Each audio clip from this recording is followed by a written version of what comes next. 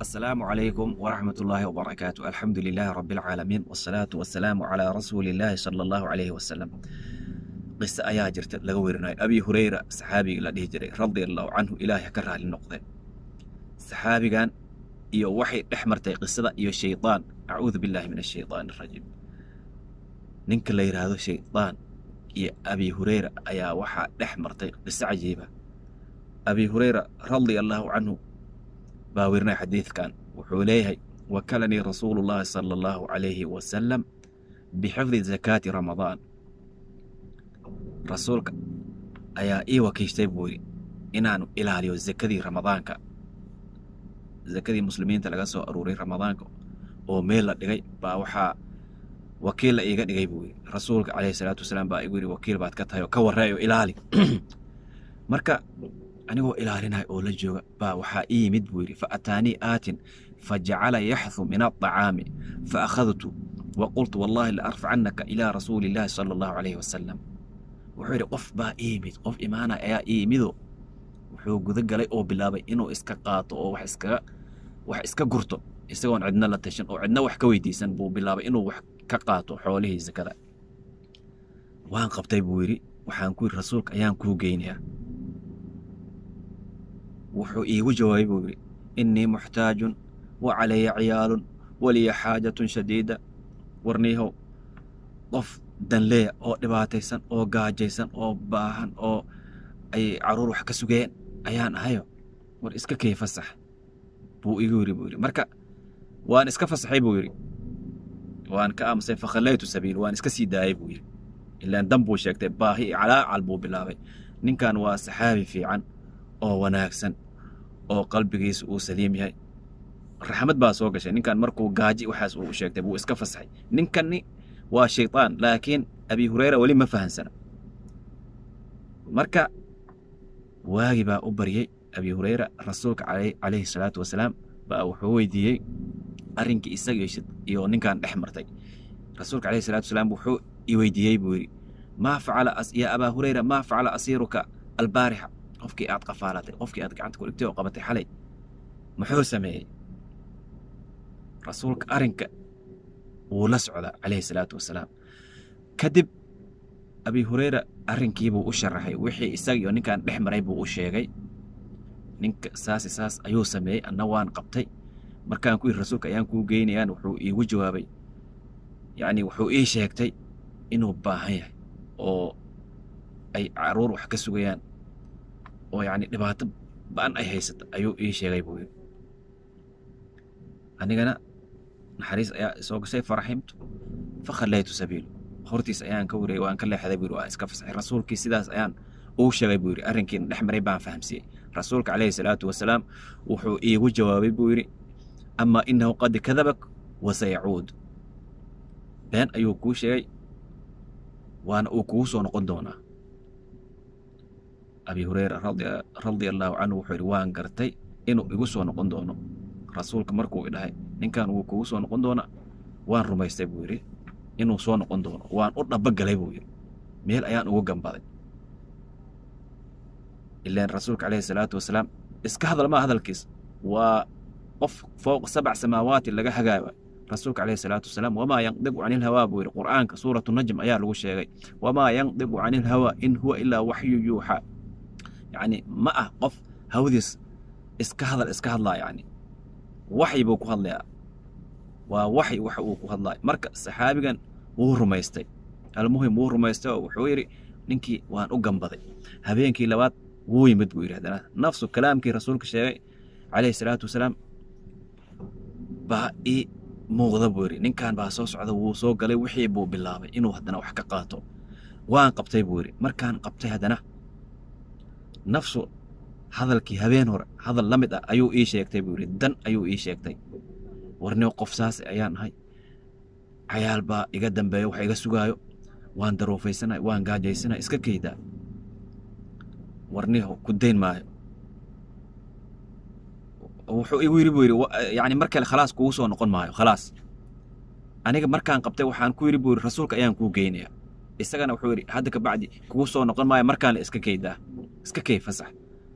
waan u naxariistay fakhallaytu sabiil waan ka leexday buu yidhi Abu Hurayra habeenkii labaad waa markaan ka leexday wuu baxay waaga markuu baryay haddana rasuulka calayhi salaatu wasalaam wuu ii yimid wuu i weydiiyey buu yidhi yaa Abaa Hurayra maa facala asiiruka albaarixa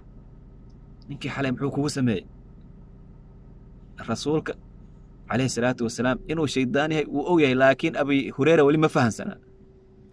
أبي هريرة عندنا السدي وشيء نك وإيمت وحبوق قاتي مركان قبتي وان هي رسولك أيام كوجينا يان وحو إيه وجوابي إنا إباهي درن أي هيسو وان إسكال الله حدا وان إسكفص رسولك إلهيو بين بوكو شيء جاي بالغير عندنا وكوسون قندونا مرك كلا أما إنه قد كذبك وسيعود haddana Abi Hurayra mar saddexaad buu u imaan doonaa wuxuu yiri anigu haddana xoolihii la taagan oo la joog oo ilaalinay zakadii ramadaanka waa xoolihii muslimka laga soo qaaday oo zakadii la soo aruuriyo meeltaash anigoo la joogo oo ilaalinay haddana ninkii waa kana buu soo socdaa uu yimiday haddana wuxuu bilaabay inuu waxaan iska aruursado xoolahan subhanallah Abi Hurayra markaan wuu qabtay haddana wuxuu ku yiri rasuulka ayaan ku geeynayaa ninkii ahaa shaytaan wuxuu yiri warniyo iska kay fasaxid ma jirtaa leeyahay markaan mar walba waxaad sheegaysaa inaadan soo noqonayn waadna soo noqonaysaa habeen walba been loo ayaa tahay ku fasax maayo rasuulka ayaan ku geeynayaa shaytaanka marka wuxuu yiri warniyo kelimad ilaahay kugu anfacay ayaan ku barayaa koodhe iska kay fasax war kelimada maxay tahay buu ku yiri Abi Hurayra wuu weydiiyey kelimada aad barayso waa maxay waa kelimad noocee ah shaytaankii wuxuu yiri idaa awayta ilaa firaashika faqra aayat al-kursi wuxuu yiri markaad tagto firaashkaaga meesha aad seexanayso markaad tagto oo aad seexan rabto aayat al-kursi akhriso buu yiri ilaa aad ka dhamayso aayat al-kursi oo kaamil akhriso لن يزال عليك من الله حافظ بودري وحوري قف كحفظاي أو كإلاليناي أيا وحا كوسو دراي إلهي با قف حافظ كوسو دراي إلا أتكوا بريستو شيطان كوسو دوان ماي بوكوين شيطان كيبا وحدة براي مركا أبي هريرة عندنا isrineeyo ninka waxbuu ku sheegay waxbaad ka faa'iidee dan iyo baahi kale uu horay buu kugu sheegay iska fasax bal ka aamus waan ka aamusay hadalkii baan ka qortay oo igu yiri baan xafiday waan iska sii daayay subhanallah ninkani waa shaytaan laakiin weli ma fahansan Abu Hurayra radiyallahu anhu shaytaan sidiisaba run ma sheego ninkan waa saxaabi wanaagsano oo qalbi jilcisano oo naxariis ay ku jirto qalbigiisa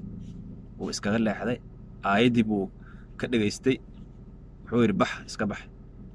waaga markuu bariyay haddana rasuulka calayhi salaatu wasalaam mar kale yaa Abaa Hurayra maa facala asiiruka albaarix haddana ninkii muxuu kugu sameeyey buu yiri arrinkii buu u sheegay marka rasuulka Abi Hurayra wuxuu yiri yaa rasuulallah rasuulka ilaahayow wuxuu ii sheegay inuu ibaraayo kelimad ilaahay uu igu anfici doono كلمة بحيث هاي بالوي رسولك وحوري وامحي كلمة وكبري أبي هريرة كلمة دي آيات يبو وشيء آية الكرسي أخرسو وحو يقول إذا أويت إلى فراشك فقرأ آية الكرسي حتى تختتم أخرسو آية الكرسي إلا آيات كلمة يسو لا يزال عليك من الله حافظ ولبا وحود ولا يعني شيطان كوسو دوان مايو إلا آيات كاو إلا أواكو بري سبحان الله رسولك عليه الصلاة والسلام وحوري أما حددان يعني مركان أما إنه قد صدقك وهو كذوب استقوا بينالها أو بيناله بو مركان رنكو شيء بوي سبحان الله الشيطان أو رن شيء ويلقي أول مرة عن مقلاي مركا أبي هريرة وحال ويري يا أبا هريرة ما تقانا بالي نينك habeenadan kugu soo noqonay oo kula murmay oo arrinkan idin dhexmaray qofku aha ma taqaana miyaad garanaysaa aqoon ma u leedahay Abi Hurayra wuxuu yiri la rasuulka calayhi salaatu wasalaam wuxuu u yibay daaka shaydaan subxaan allah kaasi waa shaydaan intii ka horaysay oo dhan ma fahansanayn abi hurayra marka qisadan waa qiso cajiib ah waxaan jeclaa inaan walaalaha la wadaago waxaan kaloo idin ku darayaa macnaha xadiidkan waxaa laga faa'iideeyaa fadliga ay leedahay aayatulkursi acdamu aaya fii kitaabillaah waa aayatulkursi marka aayatulkursi qofka muslimka markuu seexanayo markuu dukado mar walba inuu akhristo way u fiican tahay intaas ayaan idin dhihi lahaa weliba carruurta yaryar in la baro xitaa way fiican tahay ilaan suuratulbaqara ayay ku jirtaa ilmaha yaryar markay qur'aanka dhiganayaan waxaa fiican weliba in loo hormariyo oo la baro si ay u xifdiyaan aayaddana waa tan الله لا إله إلا هو الحي القيوم لا تأخذه سنة ولا نوم له ما في السماوات وما في الأرض من ذا الذي يشفع عنده إلا بإذنه يعلم ما بين أيديهم وما خلفهم ولا يحيطون بشيء من علمه إلا بما شاء وسع كرسيه السماوات والأرض ولا يؤوده حفظهما وهو العلي العظيم